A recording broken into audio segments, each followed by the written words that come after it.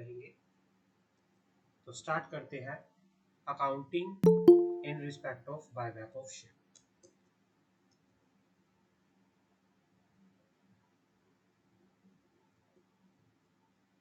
तो बायबैक की बात करते हैं, बायबैक ऑफ शेयर्स। कंपनी के पास क्या होता है, मान लो कंपनी के पास, मान लो जब सब्सटेंशियल कैश होता है, कंपनी को इतने पैसे की जरूरत नहीं होती। When the company have substantial cash, sir company के सब्सटेंशियल पास कैश सब्सटेंशियल मीन्स कैश था, कंपनी के पास ज्यादा पैसा था, कंपनी को उतने पैसे की जरूरत नहीं थी। इट मे बी बाय, तो कंपनी क्या कर सकती है, कंपनी ने मान लो कंपनी को जरूरत थी 5 लाख की, लेकिन कंपनी ने पैसा ले लिया 10 लाख का।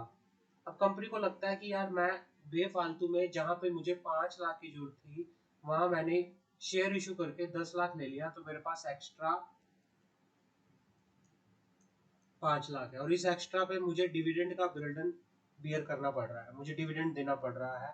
तो ऐसा करता हूं मैं, इतने को बायबैक कर लेता हूँ। When the company has substantial cash resources, it may like to buy its own share from the market, particularly when the prevailing rate of share in the market is much lower than the book value। ये क्या होता है कि जब किसी company के share का जो बुक वैल्यू से भी कम क्या है, मार्केट वैल्यू है, और what the company perceive to be true value, कि जब क्या है कि भाई कंपनी के शेयर की मार्केट वैल्यू उसकी बुक वैल्यू से जब कम हो जाए, तो उस सिचुएशन में, और अगर कंपनी के पास सब्सटेंशियल कैश फ्लो है, कैश रिसोर्सेज हैं, तो कंपनी क्या कर सकती है, अपने शेयर को वापस बायबैक कर सकती है। समझ आ गई?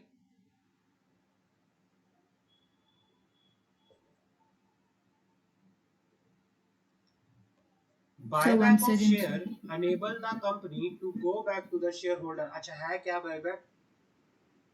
बायबैक, बायबैक ऑफ शेयर क्या करता है, it enable the company, it enable the company, ये कंपनी को अनेबल करता है किस चीज के लिए, to go back to the share holder. आप शेयर होल्डर के पास वापस जाओ और क्या करो, and offer to purchase from them the share they hold, and उनको ऑफर करो to purchase from them the share they hold. जो वो शेयर होल्ड करते हैं उनको ऑफर करो कि हम आपसे वो शेयर परचेज करना चाहते हैं। This is called buyback. Buyback हमेशा किसका होता है, इक्विटी शेयर का होता है।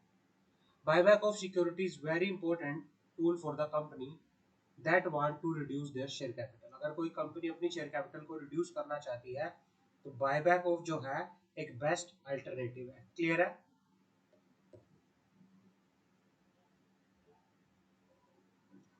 कंडीशन क्या है बायबैक की, what are the conditions of buyback?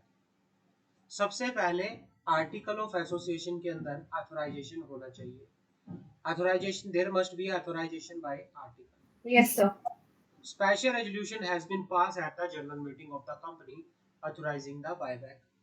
क्या होगा, जनरल मीटिंग के अंदर स्पेशल रेजोल्यूशन पास किया जाएगा। Special resolution has been pass at a general meeting of the company authorizing the buyback, but the same is not required when the buyback is 10% or less of the total paid up equity and free reserve of the company, and such buyback has been authorized by the board। ये कहना चाह रहा है कि condition क्या है, अगर company का बायबैक जो है वो लेस देन 10% या 10% या उससे कम है of the total paid up equity, total paid up equity and free reserve,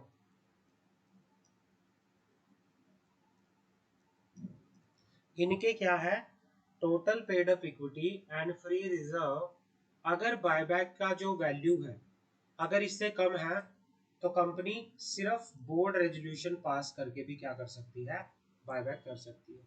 otherwise अगर बायबैक कंपनी कर रही है अगर 10% से ज्यादा है of total paid up equity and free reserve, उसके लिए फिर क्या करना पड़ेगा, स्पेशल रेजोल्यूशन पास करना पड़ेगा। आगे बात करें,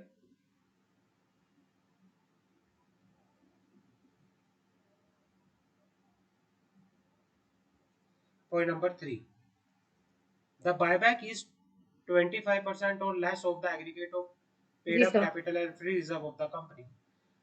कि बायबैक जो होगा, यस सर। बायबैक कम से कम मिनिमम मतलब ज्यादा से ज्यादा 25% तक हो सकता है। एक बायबैक ज्यादा से ज्यादा मैक्सिमम टू मैक्सिमम एक कंपनी कितना बायबैक कर सकती है, 25% तक कर सकती है of the paid up capital and free reserve. Buyback के बाद जो कंपनी की डेट इक्विटी रेशियो होगी वो कितनी होनी चाहिए, बायबैक के बाद जो कंपनी की debt equity ratio that is to टू 2:1, वो 2:1 होनी चाहिए। Point number 5, all the share other specified security for buyback are fully paid up, जो भी शेयर होंगे जो भी स्पेसिफाइड सिक्योरिटी होगी आफ्टर बायबैक वो फुली पेड अप होनी चाहिए। इफ द शेयर और सिक्योरिटी आर लिस्टेड, अगर किसी कंपनी के शेयर या सिक्योरिटी लिस्टेड है, buyback will be in accordance with the regulation made by the security exchange board of India. Listed company के case में आपको सेबी बायबैक रेगुलेशन को भी फॉलो करना पड़ेगा। In case of the unlisted company, तो जो अगर मैं अनलिस्टेड कंपनी की बात करूं, the buyback in respect of unlisted share और other specified security will be in accordance with the share capital and debenture rule 2014। Clear है? And last, no offer of buyback shall be made within a period of 1 year from the date of closure of the proceeding offer of buyback। उसके बाद क्या है कि no offer of buyback, कोई offer of buyback नहीं किया जाएगा within a period of 1 year from the date of closure of the proceeding। एक बार अगर कंपनी ने बायबैक कर लिया तो एक साल तक, अगले एक साल तक बायबैक नहीं किया जाएगा। क्लियर है? यहां तक समझ आ गया? कंडीशन सेम टू सेम है जो कंपनी लॉ में पड़ी थी।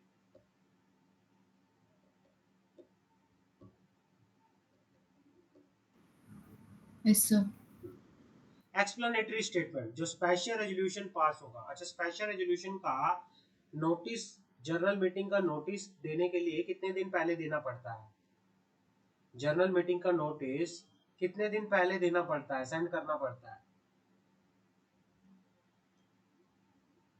within how many days a company will send the notice, the board will send the notice to the shareholders? 21 days। 21 days।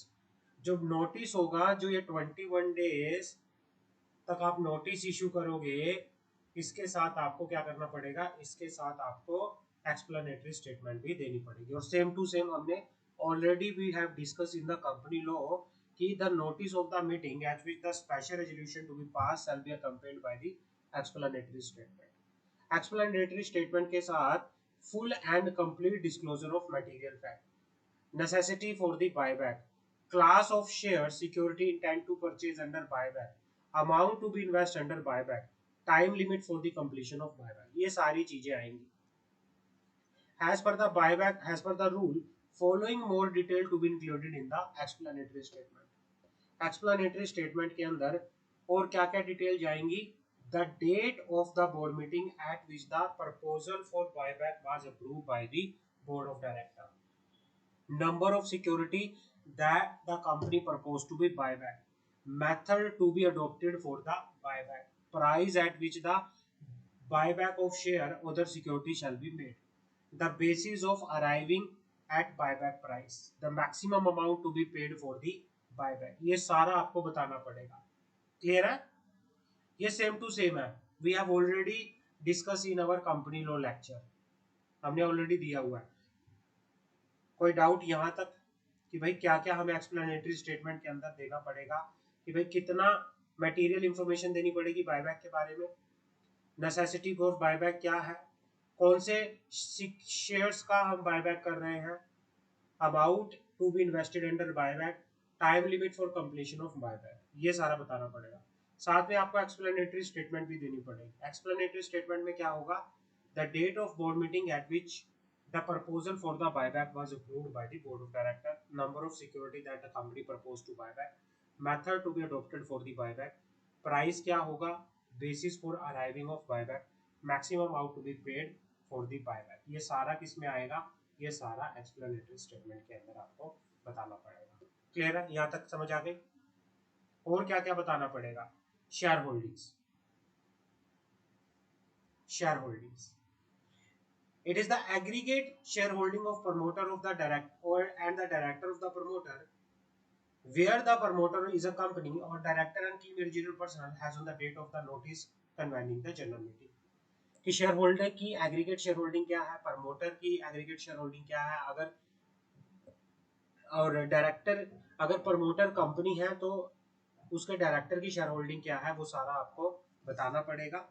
The aggregate number of equity share purchased or sold by person mentioned in clause A during the period of 12 months preceding the date of the board meeting at which the buyback was approved and from the date till the date of notice convening the general meeting। कि भाई कि पिछले एक साल के अंदर अंदर जिस दिन बोर्ड मीटिंग में रेजोल्यूशन पास हुआ, उससे पिछले एक साल के अंदर अंदर इन ऊपर मेंशन इन लोगों ने कितने नंबर ऑफ शेयर्स का परचेज किया, सेल किया, वो भी देखा जाएगा। Maximum and minimum price at which the purchase and sale refer to in the clause B were made along with the reference. यहां तक कोई डाउट हो तो मुझे बताओ, एनी डाउट हियर, कोई डाउट?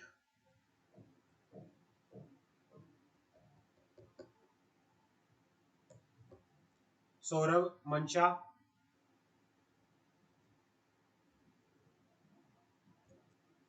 No, sir. मेरी आवाज Clear है sir, no doubt. मेरी आवाज आप लोगों को क्लियर आ रही है? हाँ जी sir. Point number है, if the person mentioned in clause A intend to tender their share for buyback, the quantum of share proposed to be tendered, the detail of the transaction and their holding in the last 12 months prior to the date of the board meeting, तो पूरा बताया जाएगा कि अगर भाई जो person close number A में mention कर रहे हैं वो अपने बायबैक में शेयर बेचना चाहते हैं, तो कितने नंबर ऑफ शेयर वो बेचना चाहते हैं, उन्होंने क्या क्या डिटेल्स, जो पूरी ट्रांजैक्शन पिछले 12 महीने के अंदर अंदर बोर्ड मीटिंग में जो आप बोर्ड रेजोल्यूशन पास कर रहे हो बायबैक का, उससे पहले के 12 महीने के अंदर जो भी उन डायरेक्ट पर्सन ने सिक्योरिटी का परचेज सेल किया होगा, पूरा ट्रांजैक्शंस की डिटेल भी आपको बताना पड़ेगा।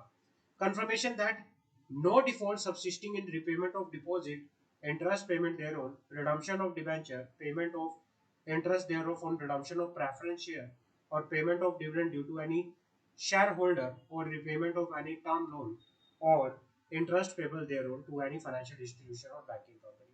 कंपनी का किसी भी तरह से कोई डिफॉल्ट नहीं होना चाहिए किसी डिवेंचर की रिपेमेंट में, किसी प्रेफरेंस शेयर होल्डर की किसमें रिडम्पशन में, डिवेंचर के इंटरेस्ट में, प्रेफरेंस शेयर होल्डर के डिविडेंड में, या किसी लोन की रिपेमेंट में कोई डिफॉल्ट नहीं होना चाहिए।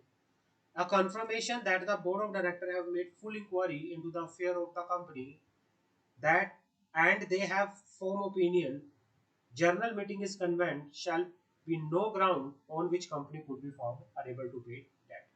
ये कहना चाह रहा है कि उन्होंने बोर्ड ऑफ डायरेक्टर ये भी कंफर्मेशन देके चलेंगे कि उन्होंने पूरी इंक्वायरी की है और उनका ओपिनियन है कि भाई कंपनी के पास ऐसा कोई भी ग्राउंड नहीं है, यहाँ पे हमें कोई भी ऐसा रीजन नहीं मिला कि कंपनी अपना डेट पे ना कर पाए, कंपनी अपना डेट पे कर सकती है। About the company's prospect for the year immediately following the date is management character and initiating financial resources that will be available during that period so that the company shall be able to meet the liability. उन्होंने ये भी confirmation दी कि company जब एक बार buyback approve हो जाएगा तो उसके बाद कंपनी के पास प्रॉपर फाइनेंशियल रिसोर्सेज रहेंगे, कंपनी के पास प्रॉपर उनकी मैनेजमेंट अच्छी रहेगी, वो जो भी फ्यूचर की लायबिलिटीज होगी उनको आराम से क्या कर सकते हैं, पूरा कर सकते हैं, और कंपनी आने वाले 1 साल तक इंसॉल्वेंट रहेगी। क्लियर है? शैल नॉट बी इंसॉल्वेंट, आने वाले 1 साल तक कंपनी इंसॉल्वेंट नहीं होगी, वो सॉल्वेंट रहेगी। क्लियर है?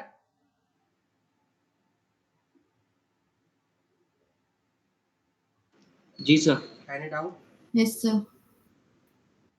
ये सेम टू सेम ब्रदर वही है, आप इसको यहां से रेफर करके कंपनी लॉ से नो भी सर। पढ़ सकते हो, नो सर। कंपनी लॉ से भी पढ़ सकते हो इसको।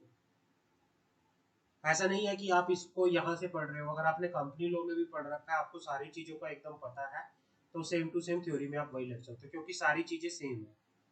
सेम है या डिफरेंट है?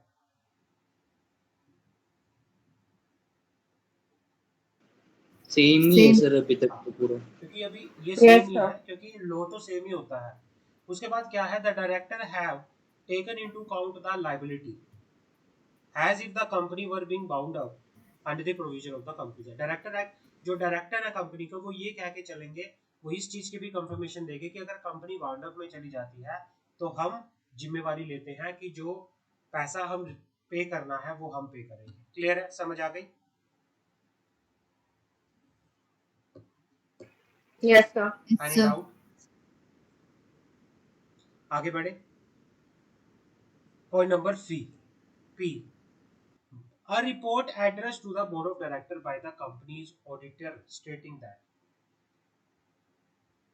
भाई कंपनी का ऑडिटर भी बोर्ड ऑफ डायरेक्टर को रिपोर्ट देगा, और वो क्या कहेगा, that they have inquiry into the company state of affair, amount of the permissible equity, permissible capital payment for the security in question in law, their view properly determined। मतलब जो ये कहना चाह रहा है कि पहला तो उन्होंने क्या कर दिया है, उन्होंने कंपनी के अफेयर्स के अंदर, कंपनी की मैनेजमेंट में पूरा इंक्वायरी किया है।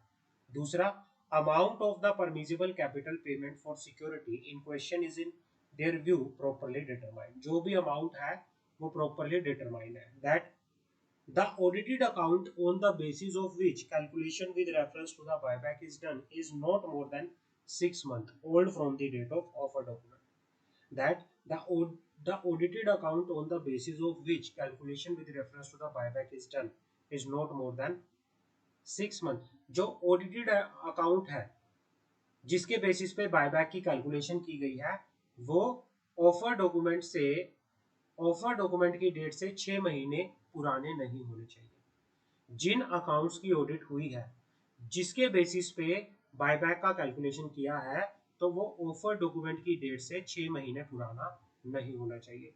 The board of director have form opinion has specified in the point 0 on the reasonable ground that the company with regard its state of affairs shall not render insolvent with a period of 1 year from the date। Auditor ये भी कहेगा अगले आने वाले 1 साल तक company proper solvent रहेगी, company insolvent नहीं होगी, कंपनी के पास पूरा पैसा अच्छे से रहेगा। यहां तक समझ आ गया? यहां तो कोई डाउट?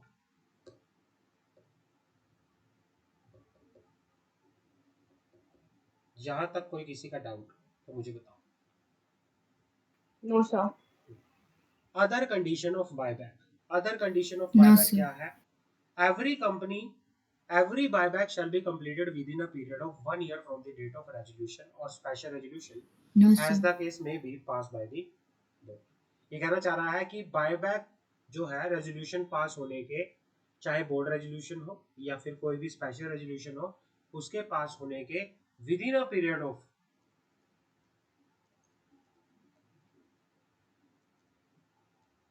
1 ईयर कंप्लीट हो जाना चाहिए। क्लियर है?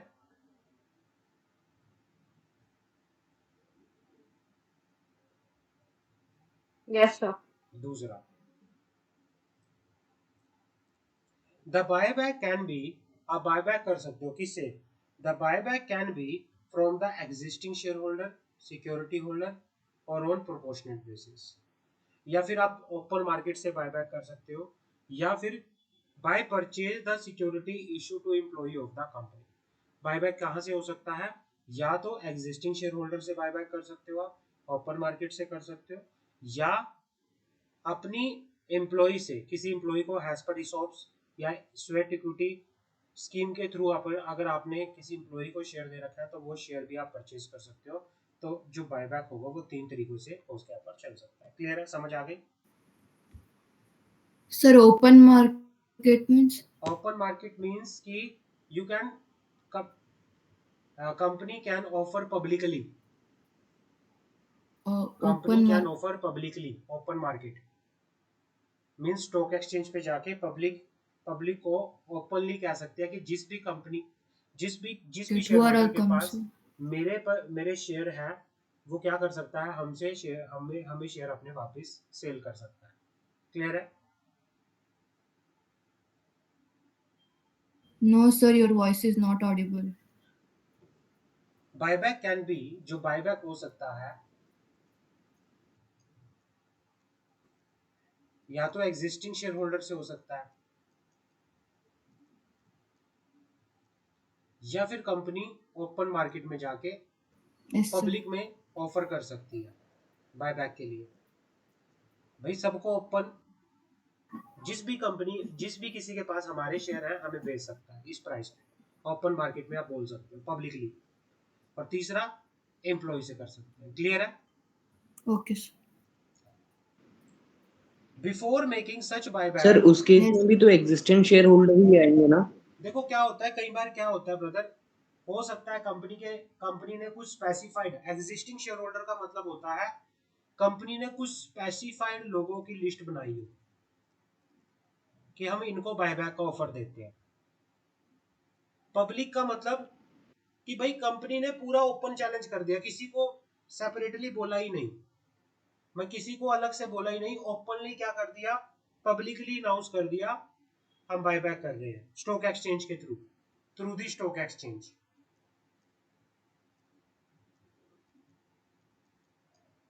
क्लियर है? एग्जिस्टिंग शेयर होल्डर के केस में क्या होता है यस कि सर। आप अपने किसी एग्जिस्टिंग शेयर होल्डर से, हो सकता है क्या पता सारे ना हो, कोई लिस्ट बनी हुई हो, तो वो अलग चीज होती है। लेकिन ओपन मार्केट क्या होती है, पब्लिकली ओपन मार्केट, एनीवन, चाहे उसमें कोई, अब क्या है इसमें, हो सकता है इसमें एम्प्लॉय भी चले जाए, ये भी चले जाए, कोई और भी हो जिसके पास शेयर्स हो, anyone can sell their share to the company. समझ आ गए?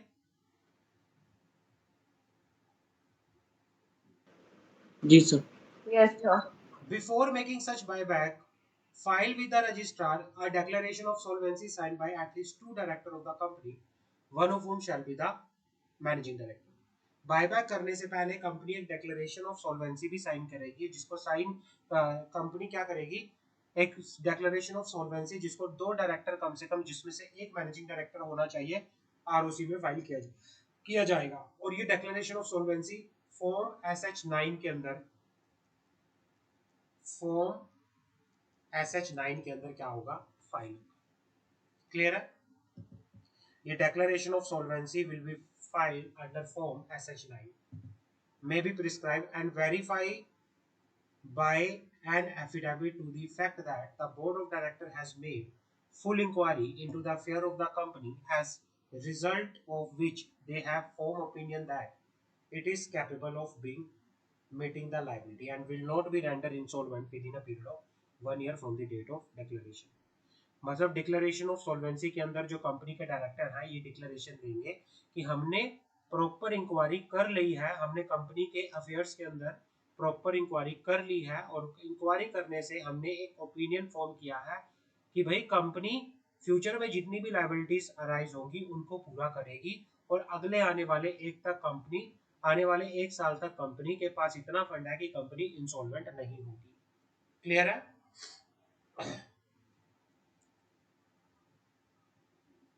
Yes, sir. जी सर। उसके बाद कहना चाह रहा है यहाँ पर कि जब एक बार बायबैक कंप्लीट हो जाएगा, बायबैक कंप्लीट होने के जितनी भी सिक्योरिटी कंपनी ने अपने पास परचेज की है तो उसको आने वाले कंप्लीशन के 7 दिन के अंदर अंदर फिजिकली डिस्ट्रॉय कर देंगे, उन सिक्योरिटीज को फिजिकली, उन शेयर सर्टिफिकेट्स को फिजिकली डिस्ट्रॉय कर दिया जाएगा।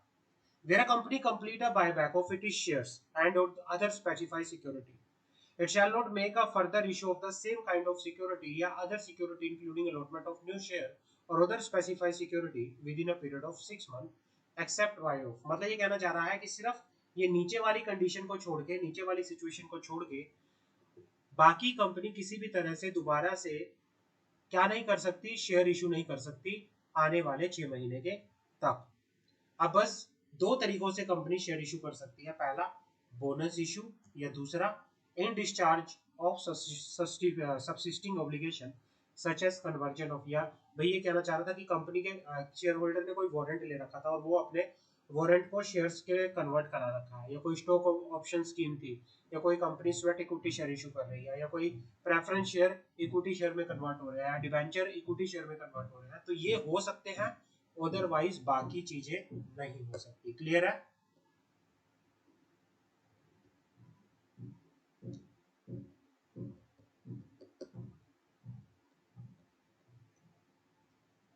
क्लियर है? Yes, sir.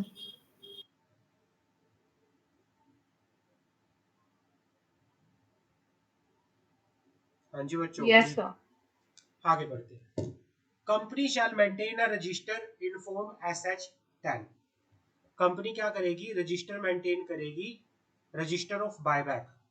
कौन से फॉर्म में होगा? SH10 फॉर्म के अंदर, ऑफ द शेयर और security so bought.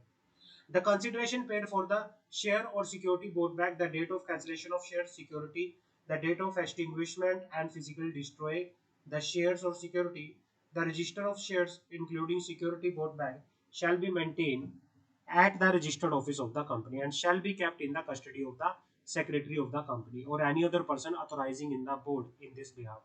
The entry in the register shall be authenticated by the secretary of the company or by other person authorising bye the board of the purpose. तो ये चीजें आपके पास होके यहाँ पर चलेगी कि भाई कंपनी जब बायबैक कर रही है तो एक रजिस्टर ऑफ बायबैक भी मेंटेन करेगी जिसके अंदर कंपनी प्रॉपरली कितना कंसिडरेशन रिसीव हुआ, डेट ऑफ कैंसिलेशन क्या थी, डेट ऑफ एक्सटिंग्विशमेंट क्या थी, प्रॉपरली इसमें क्या किया जाएगा, रिकॉर्ड किया जाएगा। और जो ये रजिस्टर है इसको रजिस्टर ऑफिस में या किसी दूसरे प्लेस पे कंपनी सेक्रेटरी की कस्टडी में रखा जाएगा और इसको कोई भी क्या कर सकता है, इंस्पेक्ट कर सकता है। और जो एंट्रीज होंगी रजिस्टर के अंदर उनको ऑथेंटिकेट कौन करेगा? Company secretary of the company या by any other person authorized by the board for this behalf. A company shall after completion of buyback under this section shall file the registrar a return in form SH11 containing the particular related to the buyback within a period of 30 days of completion of buyback। जैसा ही buyback complete हो जाएगा within 30 days return of buyback form SH11 के अंदर भी file होगी। There shall be attached to the return a certificate in form SH12 SH15 signed by the two director of the company including the managing director if any certify that the buyback of the security has been made in accordance with the provision of the Companies Act। और साथ में return of buyback के साथ एक certificate भी attach किया जाएगा जिसमें ये बताया जाएगा कि जो कंपनी ने बायबैक किया है वो as per the provision of companies Act किया है। क्लियर है? If the company make default in comply with the provision of this section और rules regulation made there under, buyback से रिलेटेड किसी भी प्रोविजन को, किसी भी रूल्स को अगर कंपनी फॉलो नहीं करती या सिक्योरिटी एक्सचेंज बोर्ड ऑफ के किसी भी रेगुलेशन को कंपनी फॉलो नहीं करती तो उस केस में the company shall be punishable which shall not be less than 1 lakh rupees. Fine जो कंपनी पे लगेगा मिनिमम फाइन 1 लाख का लगेगा और मैक्सिमम फाइन 3 लाख का लग सकता है। और कंपनी के जो ऑफिसर होंगे, the officer of the company who is in default shall be punishable with fine which shall not be less than 1 lakh और which may extend to 3 lakh rupees. Company पे भी कम से कम 1 लाख रुपए और मैक्सिमम 3 लाख रुपए का फाइन लगेगा। और जो कंपनी के ऑफिसर हैं जैसे company secretary, CEO, CFO, managing director, इनके ऊपर भी कम से कम 1 लाख रुपए का फाइन और मैक्सिमम टू मैक्सिमम 3 लाख रुपए का फाइन लग के ऊपर चलेगा। क्लियर है? Any doubt? किसी का कोई डाउट? अब आते हैं transfer of certain sum to capital redemption reserve account.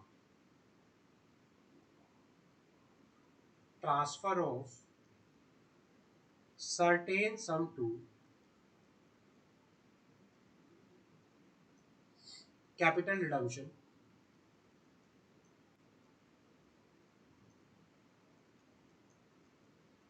Account,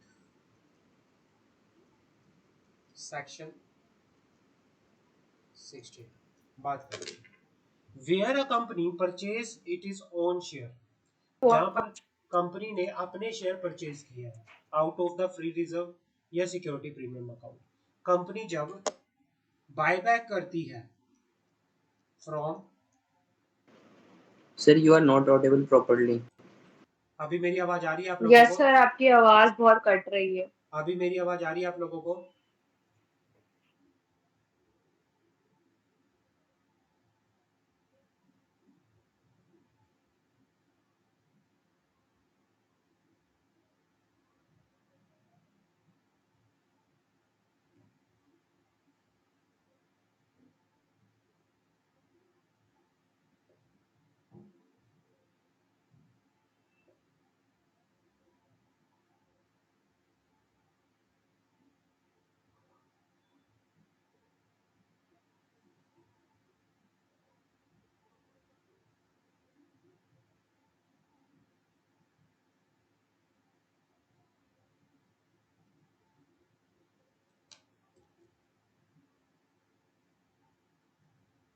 hello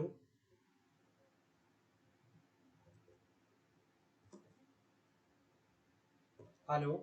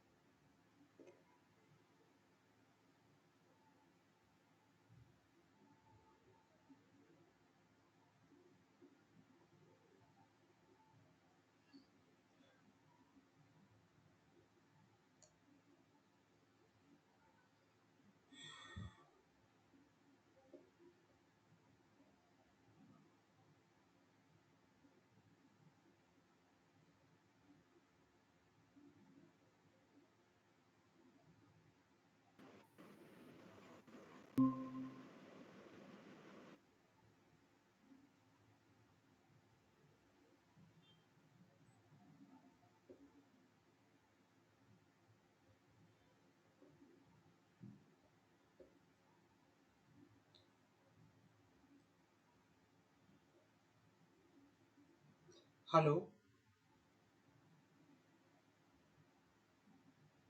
बच्चों अभी आ रही है मेरी आवाज आप लोगों को?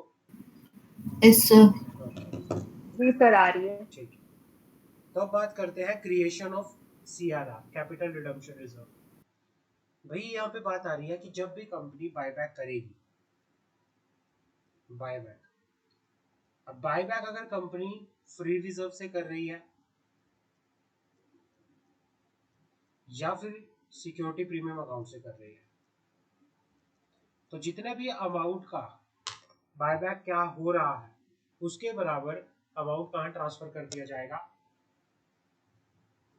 कैपिटल रिडम्पशन रिजर्व अकाउंट के अंदर ट्रांसफर कर दिया जाएगा। And detail of such transfer shall be disclose in the balance sheet, और बैलेंस शीट में इसकी पूरी डिस्क्लोजर किया जाएगा। The capital redemption reserve account में be applied by the company in paying up unissued share of the company to be issued to the member of the company as a fully paid up bonus share। तो इसका use किसी दूसरे purpose के लिए company नहीं कर सकती, सिर्फ अगर कंपनी को इसका यूज करना है तो bonus issue, fully paid up bonus issue करने के लिए कर सकती है। समझ आ गई? क्लियर है? अब आता है यस आगे sir. Prohibition on buyback. Sir. Prohibition on buyback in the following circumstances: no company shall directly or indirectly purchase own share other specified security। कोई भी कंपनी डायरेक्टली या इनडायरेक्टली अपने खुद के शेयर्स को या स्पेसिफाइड सिक्योरिटी को परचेज नहीं कर सकती through any subsidiary company including it is on subsidiary company, अपनी किसी सब्सिडरी कंपनी के थ्रू या किसी इन्वेस्टमेंट कंपनी या ग्रुप इन्वेस्टमेंट कंपनी के थ्रू, या फिर कंपनी ने अगर डिफॉल्ट किया है, if the company is made default is made by the company in the redemption of deposit either before or after the commencement of this act, interest payable thereon, redemption of debenture, redemption of preference share, payment of dividend to any shareholder, or payment of any term loan or interest payable thereon to the any financial institution, banking company, provided that the buyback is not prohibited if default is remedied and the period of 3 years has elapsed after such default. पहला तो company अपनी किसी subsidiary company के through buyback नहीं कर सकती या फिर किसी इन्वेस्टमेंट कंपनी के थ्रू बायबैक नहीं कर सकती। अगर कंपनी ने किसी डिवेंचर, किसी प्रेफरेंस शेयर, किसी लोन की रिपेमेंट में डिफॉल्ट किया है तो भी बायबैक नहीं कर सकती। अगर किया है, अगर उसको ठीक कर लिया और अभी तक 3 साल कंप्लीट नहीं हुए तब भी क्या नहीं कर सकती कंपनी, बायबैक नहीं कर सकती। तो यहाँ पर एक प्रोहिबिशन ऑन बायबैक सेक्शन 70 में बताया हुआ है। क्लियर है? साथ के साथ ही no company Yes, shall sir. Directly और indirectly purchase it is own share और the specified security in such a case company has not comply with the provision.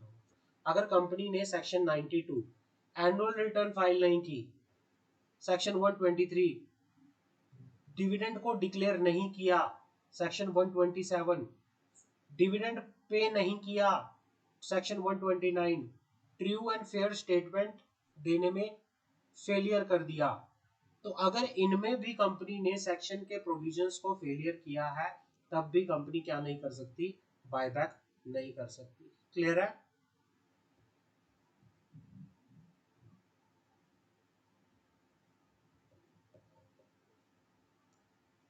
Clear Yes, है? sir. हाँ। अब हमारे Yes, पास sir. आता है modes of buyback.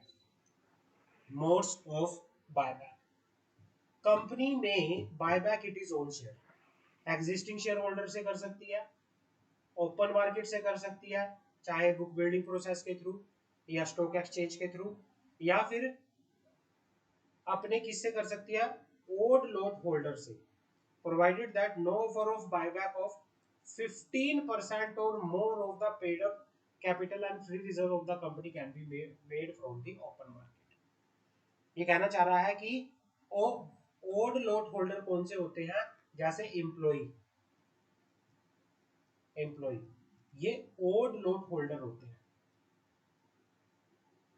बस इसकी कंडीशन क्या होगी, कंपनी ने ओपन मार्केट से अगर 15% या उससे ज्यादा 15% of the paid up share capital and free reserve से ज्यादा ओपन मार्केट से बायबैक किया हुआ है तो फिर वो ओड लोट होल्डर से बायबैक नहीं कर सकती।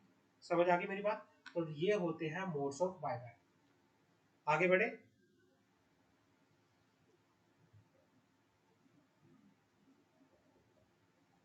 अब आता है डिस्क्लोजर रिक्वायरमेंट। Yes, sir. अब आता है डिस्क्लोजर रिक्वायरमेंट।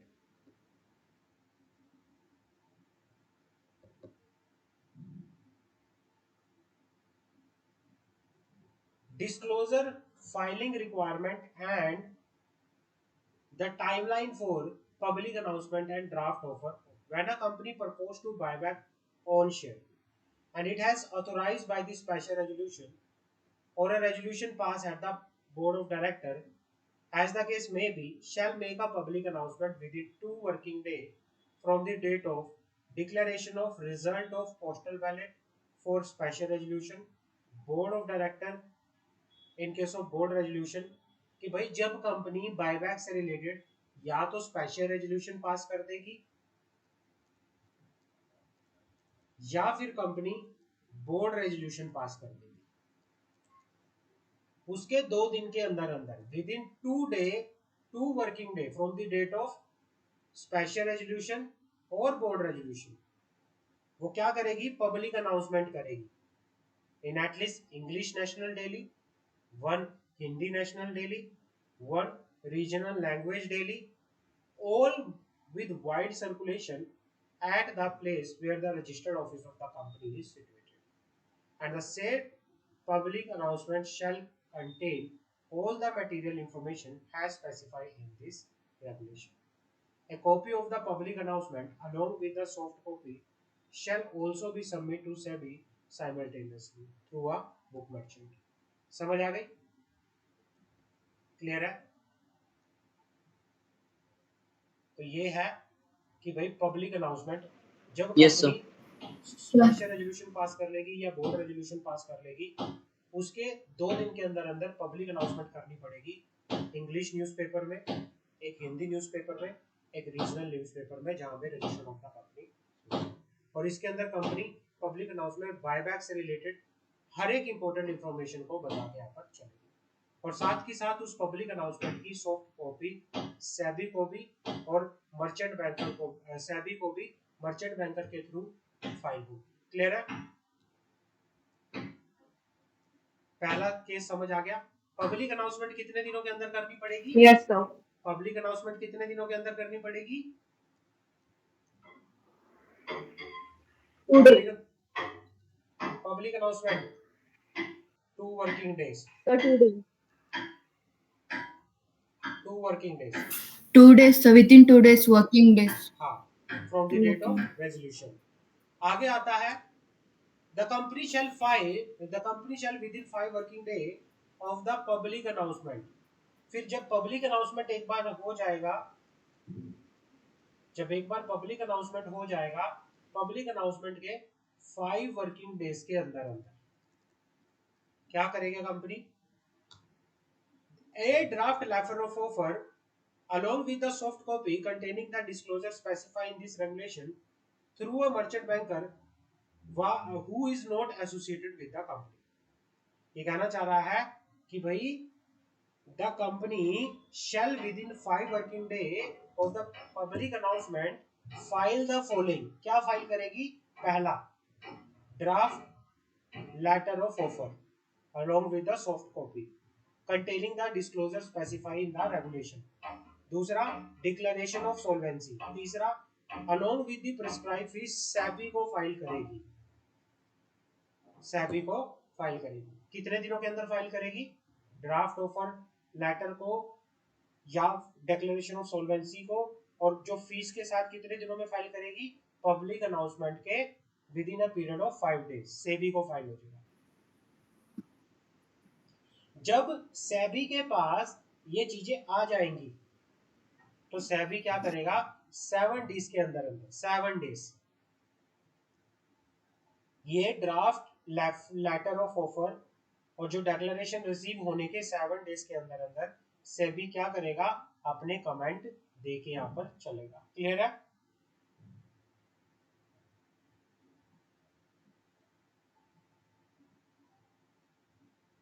अपने कमेंट देगा और उसको क्या कर दिया जाएगा? सेबी Yes, में sir। Provide it is comment on the draft offer draft letter of offer within 7 days of the receipt of the draft letter of offer and shall be dispatched to the shareholder। और उन comment को share holder में dispatch कर दिया जाएगा। Clear है? Public announcement कितने दिन में देनी चाहिए? पब्लिक अनाउंसमेंट कितने दिन में दी जाएगी? पब्लिक अनाउंसमेंट कितने दिन में दी जाएगी? Within 2 days working days। और उसके बाद लेटर ऑफ ऑफर कितने दिन में फाइल किया जाएगा सेबी को?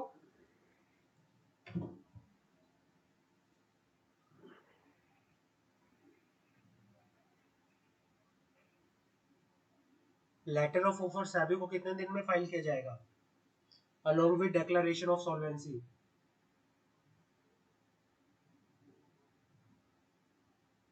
बोलो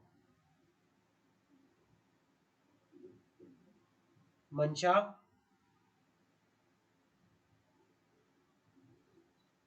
Gauri? Within 7 working days, sir. With in 5 working days SEBI SEBI। को विद इन 5 वर्किंग डेज के अंदर फ्रॉम दी पब्लिक अनाउंसमेंट आप करोगे। सेबी अपने कमेंट कितने दिन के अंदर अंदर देगा? जब सेबी के पास draft letter of offer receive हो जाएगा तो वो अपने कमेंट कितने दिन के अंदर देगा? Within 7 Within working days। 7 days, 7 sir. Working Within day. 7 आपको days. याद रखना है। क्लियर है? Okay, sir. The company shall dispatch the letter of Yes, offer sir। along with the tender form to all the security holder which are eligible to participate in the buyback offer not later than 5 working day from the receipt of the communication of comment from the SEBI। ये कहना चाह रहा है कि भाई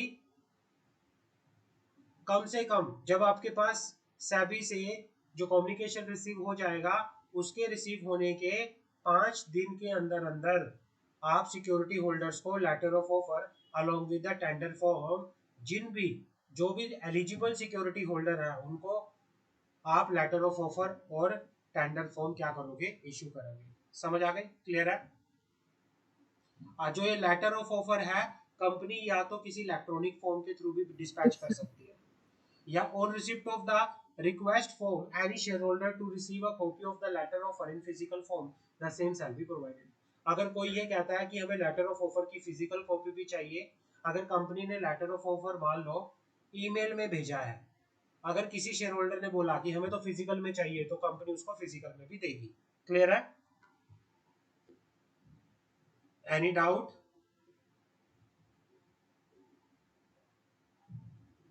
Any doubt? Yes, sir. In case of eligible public shareholder does not receive the tender offer form, No, even though he can participate in the buyback after the tender share in the manner has been prescribed. मान लो किसी share holder को tender form नहीं मिला, letter of offer नहीं मिला, वो eligible share holder था, वो पार्टिसिपेट कर सकता था बायबैक में। अगर उसको फिर भी कोई ऑफर फॉर्म नहीं मिला या टेंडर फॉर्म नहीं मिला, वो फिर भी क्या कर सकता है, बायबैक में पार्टिसिपेट कर सकता है। समझ होगी? yes, sir. क्लियर है? आगे बढ़ते हैं।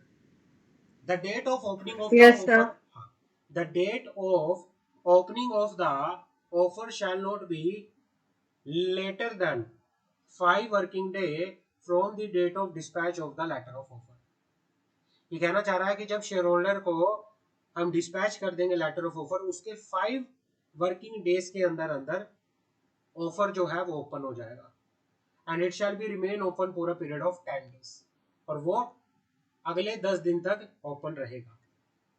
The company shall provide the facility for tender of share by the share holder and settlement of the same through the stock exchange mechanism in the manner as approved by the SEBI. तो इस तरह से रहेगा। Clear है? समझ आ गई? यहां तक कोई डाउट तो मुझे बताओ, यहां तक कोई डाउट तो No, मुझे sir. बताओ। No doubt. आगे बढ़े। एस्क्रो अकाउंट क्या होता है? Escrow account as per regulation 9 sub regulation 11 of the SEBI buyback of security regulation 2018 provide that a company shall has and when by way of security for the performance of its obligation under this regulation on or before the opening of the offer deposit in an escrow account such sum has may be specified। Company एक escrow account open करेगी और offer के open होने पर या उससे पहले जो भी अमाउंट है एस्क्रो अकाउंट में डिपॉजिट कर देगी। और क्या अमाउंट है? The escrow amount shall be payable in the following manner if the consideration payable does not exceed ₹100 crore. अगर ये कहना चाह रहा है कि जो बायबैक पे आपको पैसा पे करना है शेयर होल्डर को, वो 100 करोड़ से ज्यादा नहीं है, तो कितना अमाउंट आप एस्क्रो अकाउंट में डालोगे? 25% ऑफ द कंसिडरेशन जो है आप एस्क्रो अकाउंट में डिपॉजिट करके चलोगे। और अगर आपका जो कंसिडरेशन है 100 करोड़ से ज्यादा है, आपको शेयर होल्डर को बायबैक पे 100 करोड़ से ज्यादा पे करना है, तो 25% अप टू 100 करोड़ तक तो आप डिपॉजिट करोगे, प्लस जितना भी उससे ऊपर रहा उस पे 10%। मान लो कंपनी को 150 करोड़ रुपया बायबैक में शेयर होल्डर को देना था, तो 100 करोड़ तक का कितना? 25%। 25% 100 करोड़ का 25% मतलब 25 करोड़, और 50 करोड़ का 10% मीन्स 5 करोड़। तो यानी 30 करोड़ आप क्या करोगे? एस्क्रो अकाउंट में डिपॉजिट करके यहाँ पर चलोगे। समझ आ गई मेरी बात?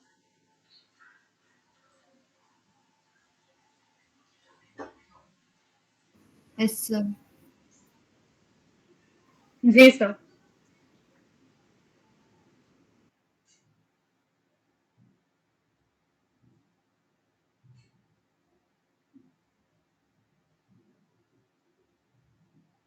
आगे स्टार्ट करें।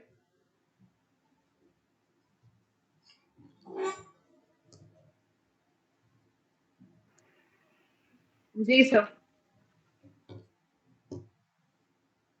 अब एस्क्रो अकाउंट के अंदर क्या क्या जाएगा? Escrow account refer to in this regulation shall be consist of, पहला, cash deposit with a scheduled commercial bank, bank guarantee in favour of the merchant banker, deposit of acceptance of security with appropriate margin with the merchant banker, and combination of 1, 2 and 3। या तो cash deposit कर सकते हो, या फिर escrow account के अंदर आप बैंक गारंटी कर सकते हो, या फिर कोई डिपॉजिट एक्सेप्ट किया हुआ है वो डिपॉजिट कर सकते हो, या इनका कॉम्बिनेशन भी एक्सेप्ट कर सकते हो। तो वो उसके बारे में बात करता है। Accounting for buyback.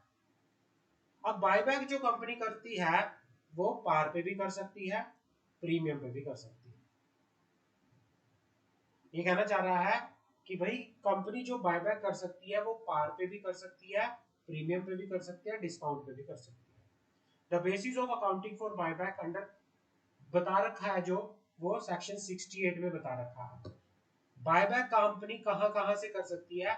बायबैक करने के लिए company out of free reserve, security premium account, proceed of any share और अदर स्पेसिफाइड सिक्योरिटी, यहां से कंपनी क्या कर सकती है? बायबैक कर सकती है। और अगर कंपनी बायबैक कर रही है फ्री रिजर्व से, सिक्योरिटी प्रीमियम अकाउंट से, वो पैसा कंपनी कहां ट्रांसफर करेगी? कैपिटल रिडम्पशन रिजर्व में ट्रांसफर करके यहाँ पर चलेगी। और जिन भी शेयर का बायबैक हो रहा है वो फुली पेड अप होने चाहिए। क्लियर है? समझ आ गई?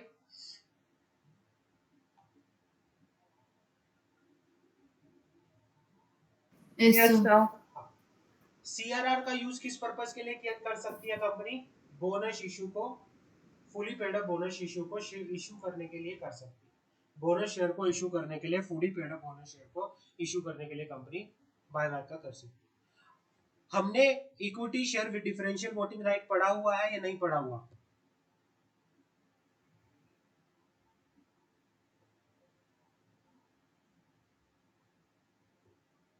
Saurabh, equity share with differential voting right पढ़ा हुआ है या नहीं पढ़ा हुआ?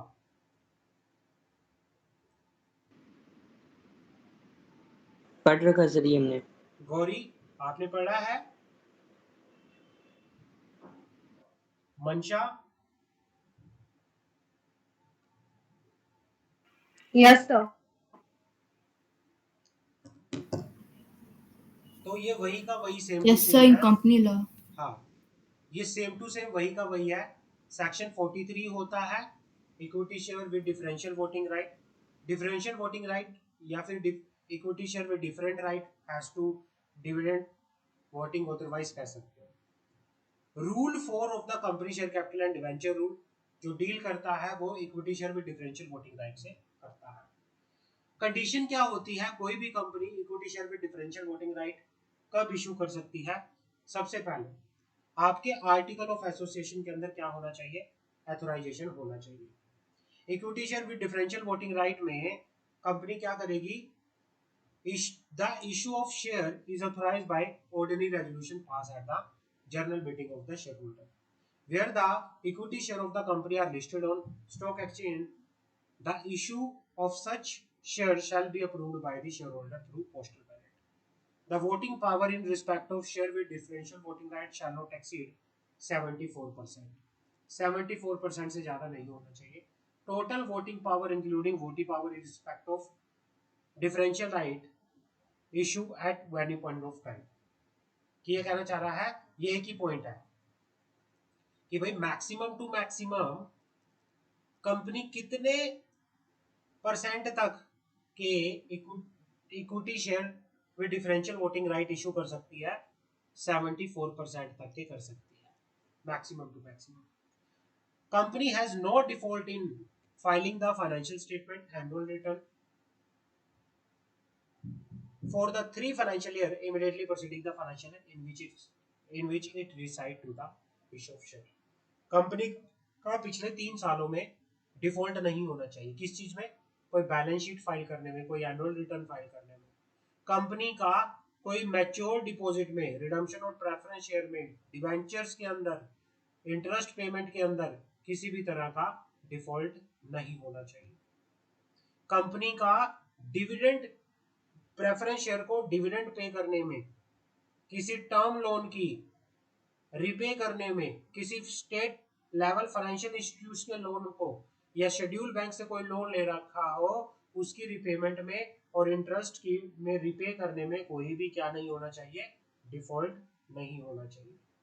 कंपनी का किसी भी तरह से इन्वेस्टर्स के ड्यू में, अगर किसी एम्प्लॉय को अगर कोई ड्यू देना है या कोई इन्वेस्टर एजुकेशन प्रोटेक्शन फंड में अमाउंट ट्रांसफर करना है, उसमें भी किसी तरह का कोई डिफॉल्ट नहीं होना चाहिए। समझ आ गई मेरी बात? अगर कंपनी ने, मान लो कि कंपनी ने ये डिफॉल्ट कर रखा था और कंपनी ने उस डिफॉल्ट को ठीक कर लिया है, गुड कर लिया है, तो गुड करने के 5 साल तक company equity share with differential voting right नहीं कर सकती। उसके 5 साल बाद जाके कंपनी क्या कर सकती है, कर सकती है। यहां तक क्लियर है? Any doubt? Clear है sir. The company has No, not been penalized by the court tribunal during the last 3 years of any offence under the Reserve Bank of India 1934, Security Exchange Board of India 1992, Security Contract Regulation Act 1956, Foreign Exchange Management Act 1999। इन किसी भी act में पिछले 3 साल में किसी भी तरह का डिफॉल्ट नहीं होना चाहिए। समझ आ गई? तो ये कंडीशन है, कोई भी company equity share with differential voting right issue करती है तो इन तरह से किसी भी प्रकार की डिफॉल्ट नहीं होना चाहिए। Explanatory statement same to same है जो हमने कंपनी लॉ में पढ़ी थी। कितने नंबर ऑफ शेयर का इशू आप कर रहे हो डिफरेंशियल राइट में, detail of differential right, percentage कितना है इक्विटी शेयर में डिफरेंशियल वोटिंग राइट का, रीजन क्या है इशू करने का, किस प्राइस पे इशू कर रहे हो, किस बेसिस पे आपने प्राइस निकाला, प्राइवेट प्लेसमेंट अगर प्रेफरेंशियल बेसिस पे कर रहे हो उसकी भी पूरी डिटेल आप बताओगे। इन केस ऑफ प्राइवेट प्लेसमेंट और preferential issue, detail of the number of share proposed to be allotted to promoter, director, key managerial personnel, detail of total number of share proposed to be allotted to person other than promoter, director, KMP and their relationship any with their any of the promoter, director, KMP। Public issue अगर कोई लेके आ रहे हो तो आपने promoter, director और KMP के लिए कितनी रिजर्वेशन किया है उसका भी डिटेल बता के यहाँ पर चलोगे। क्लियर है? समझ आ गई?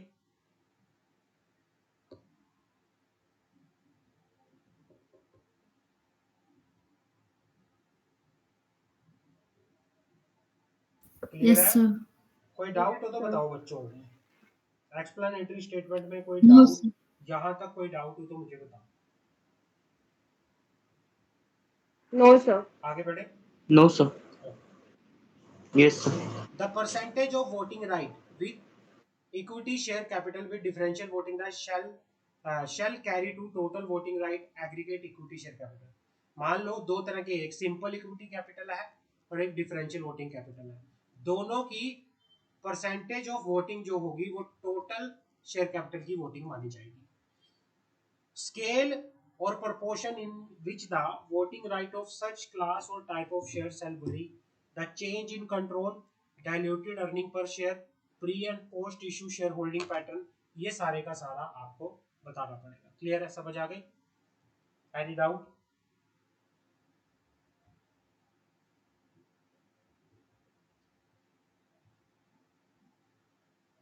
No sir. No conversion, no conversion. भाई एक कंपनी ने equity share with differential voting right के शेयर इशू किए हैं तो वो नॉर्मल इक्विटी शेयर्स के अंदर कन्वर्ट नहीं हो सकते और ना ही एक normal equity share with differential voting right के अंदर कन्वर्ट हो सकता। क्लियर है? समझ आ गई?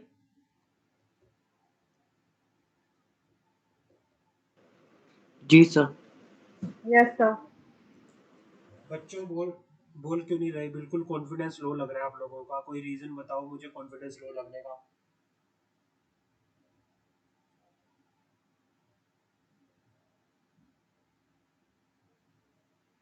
सर जो याद कर रहा है वो भूल रहा है, सेक्शन याद नहीं हो रहा है, डेफिनेशन याद नहीं हो रही है।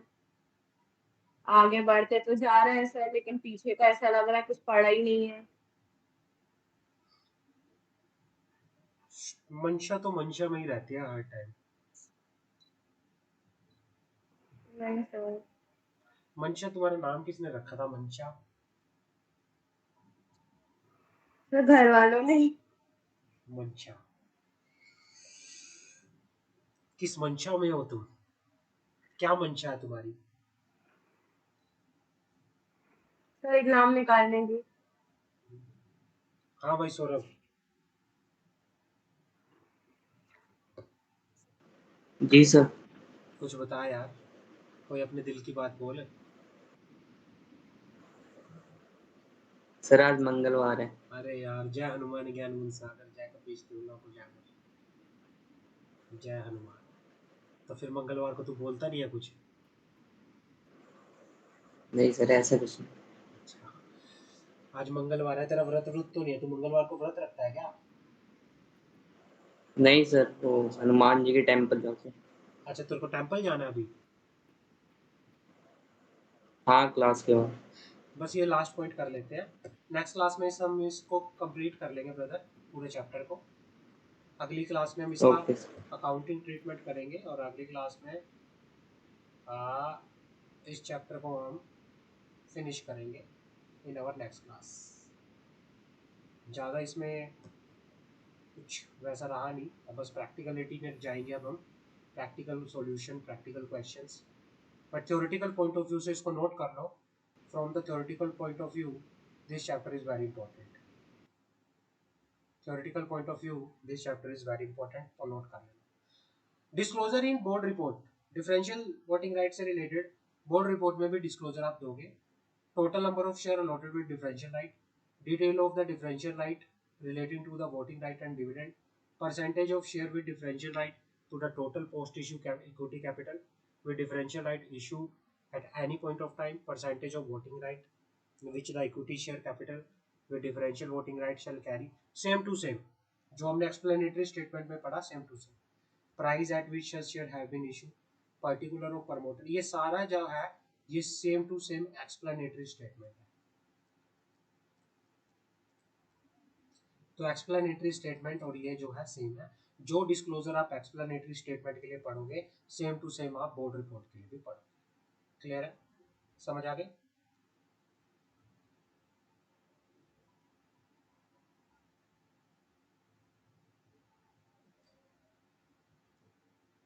ये काट दो। Entry in the register of member, differential voting right का एक प्रॉपर जो रजिस्टर ऑफ मेंबर होता है उसका भी प्रॉपर एंट्री होगी, कितने नंबर ऑफ शेयर किस किस को इशू हुआ, सारे का सारा उस रजिस्टर ऑफ मेंबर में एंट्री, साथ के साथ जो भी रेलिवेंट पर्टिकुलर है आप रजिस्टर ऑफ मेंबर में सारे शेयर होल्डर की डिटेल्स, जिस जिसको equity share with differential voting right issue हुआ है accordingly as per the provisions of companies act आप डाल के यहाँ पर चलोगे। यहाँ तक कोई डाउट ब्रदर मुझे बताओ, अभी तक कोई डाउट?